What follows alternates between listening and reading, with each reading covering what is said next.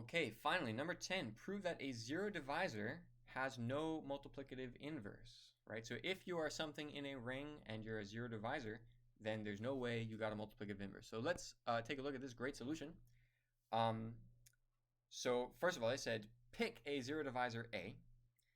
Well, what does that mean to be a zero divisor? Well, it means that there's somebody else, some other not zero thing named B, which when you multiply by that, you get zero, right? So in other words, zero divisors always come in pairs, right? They, two different non-zero elements multiply together to make zero.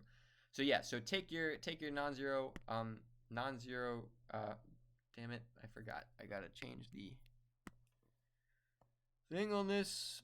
So yeah, so take your non-zero element A, and then it definitely has a partner B, and you know that A times B equals 0. So assume for contradiction that it does have a multiplicative inverse, A inverse. Well, then you just take this equation AB equals 0.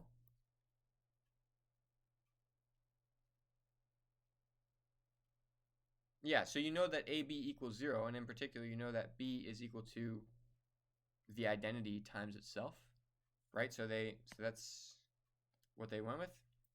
And but the problem is, check it out, that's AB, and you know that AB is 0, because that was the whole idea, that those are zero divisors. So then that just disappears, and then that just becomes 0, and so you get B equals 0. But hang on, you said at the beginning that B was a non-zero element, because it was A's partner as a zero divisor, and the whole idea is that zero divisors are not 0. But we just concluded that B was 0, so contradiction. So we must have made a mistake when we made our assumption, which was that A has a multiplicative inverse. So it must be the case that it actually doesn't have a multiplicative inverse. So yeah, so that's that.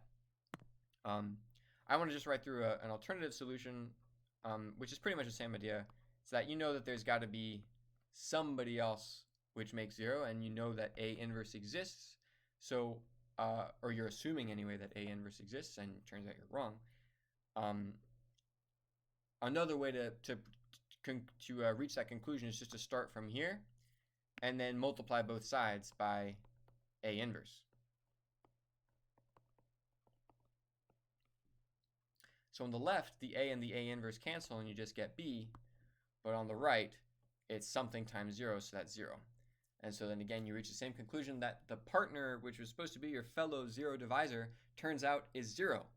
So the whole thing was crap from the start. So it turns out, so you must have made a wrong assumption somewhere, which was that A inverse exists.